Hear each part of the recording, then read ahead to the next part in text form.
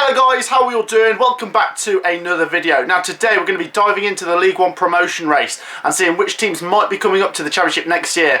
It's pretty exciting to be honest, so let's get into it. So then, starting at the top and working our way down, we start with Hull City, who are top of the table, and what a win that was yesterday night away at Peterborough, winning by 3-1. It does mean they are now 3 points clear of Peterborough with the best goal difference, the best goals scored, and they are looking pretty good. That's 4 wins in a row as well. Hull City, can anyone stop them? The only thing going against them at the moment is that they've played more games than every other team in the top 6. Well, every other team in the division actually. They've played 35 games, so they've got 11 games left. But I still think Hull City should be strong enough to get over the line. They're winning their 6-pointers. They look really solid. And I would be surprised if Hull City weren't to go up this season. I think they're almost guaranteed of the top 6 now. But if they keep going the way they are, then they've got to finish in that top 2. And probably maybe win the league as well. They're doing really well, Hull City. And it would be nice to see them come back up to the Championship.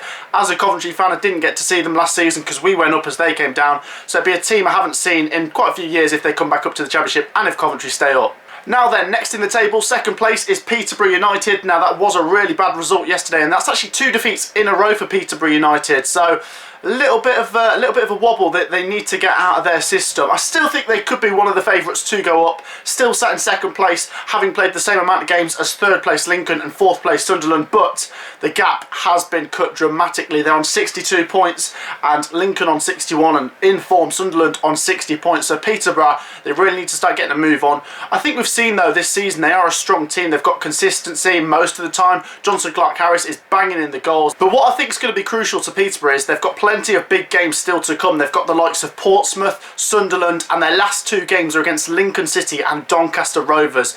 Goodness me, that is going to be squeaky bum time for them Peterborough fans. It's going to be close. They've got to be one of the favourites to go up automatically because they are firing the goals and they are a team that knows how to get into the Championship. But with a lot of teams on their tail, they really need to up their game soon. Now in third place, Lincoln City, who got off to a storming start in the season, didn't they? They've petered off a little bit and they've actually won 1 of their last 5, which isn't a great return, especially when you've got teams like Sunderland who are in good form and look like they could overtake you soon.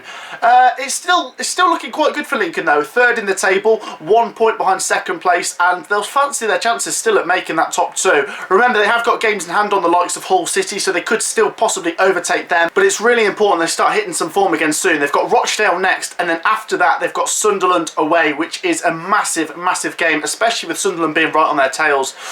What do you think, Lincoln fans? Now in fourth place, Sunderland, who are in some really good form. You would expect that from a club like Sunderland, obviously one of the heavyweights in League One.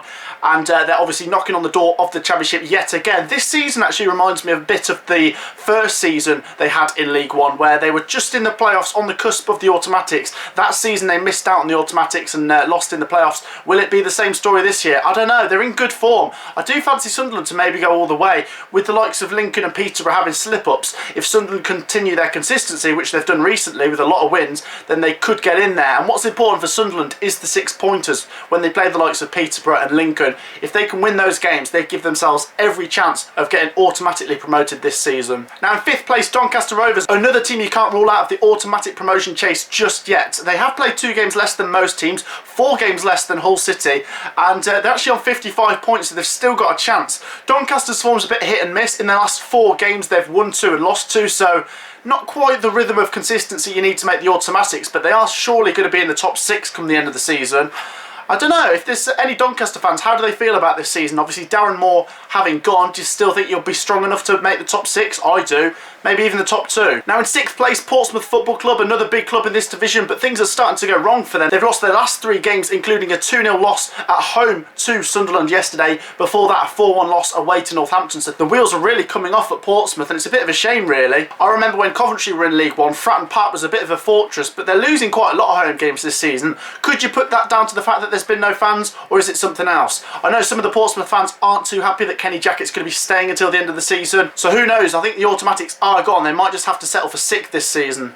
Now just outside the playoffs, in 7th place, we have Ipswich Town, another big club for this division, and their form's been a bit hit and miss recently. Their next 4 games are Plymouth, Fleetwood, Portsmouth and Wigan Athletic. So they're 4 massive games for Ipswich. Can they break into the top 6? It wouldn't surprise me at the moment. With the way Portsmouth are going, I think Ipswich could overtake them. But they need to be a bit more consistent, Ipswich. They've hit some decent levels of form like they did last season when Coventry were in League One. I remember Ipswich were flying in the division and then they fell away towards the end. So if they could just be consistent, I'm sure they can get over the line, and I'm sure that Ipswich fans will settle for the playoffs this year. Now in 8th place, Charlton Athletic, another team who came down from the Championship last year. They are 1 point outside the top 6, but they have played a few more games than the other teams. Their last few games haven't been too bad, picking up 7 points from their last possible 9, so they could sneak in there. If there's any Charlton fans, I want to know what you guys have to say. I remember obviously last time in League One you guys finished in the playoffs and you got promoted at Sunderland's expense. Could you do the same this year? I don't know. I mean, Charlton Athletic, they could sneak in there. Now in 9th place, Oxford United, another team you can't rule out of the playoff chase just yet. They haven't lost in their last 4 games, which is quite impressive. They're closing the playoffs down, 2 points outside. Can Oxford United do it? They obviously finished in the playoffs last year and lost the playoff final at Wembley against Wycombe. They'll be hoping to make the top 6 again this year. I feel like they could. Like I say, there's many teams that could sneak into the top 6, and it just takes a team like Portsmouth or Ipswich to just slip up a little bit, and it opens the door for a team like Charlton or Oxford to sneak in there. Now in 10th place we have Accrington Stanley, another team on 50 points, and I tell you what, another team who are in contention for the playoffs again. They are one of the smaller clubs in the division, but it's great to see a team like that trying to sneak their way into the Championship. We saw it last year with Wycombe getting promoted, so if Accrington can get into the Championship, wow, that would be a madness. Can they do it? I don't see why not. They're on the same points as Oxford, only 2 points behind Portsmouth, having played a game less. So Accrington fans, you must fancy your chances this year. Now moving down to 11th, we have Blackpool Football Club, another team who've been in the Championship not that long ago, and another team who must surely fancy their chances as well. They're actually on 48 points, but having played a lot less games than everyone else. They've played 30 games, so they've still got 16 massive games for them to make a charge towards the top 6, and I don't see why not. They've picked up some decent results over the season, and they've got some decent players. That Yates is a great player. Blackpool, you might still make the top 6. But before we sign off, guys, it is still worth giving a mention to teams like Crewe, Gillingham, Fleetwood and Plymouth, who are just below mid-table but still within 10 points or less of the top 6, so you've got to fancy their chances of maybe making a late run as well.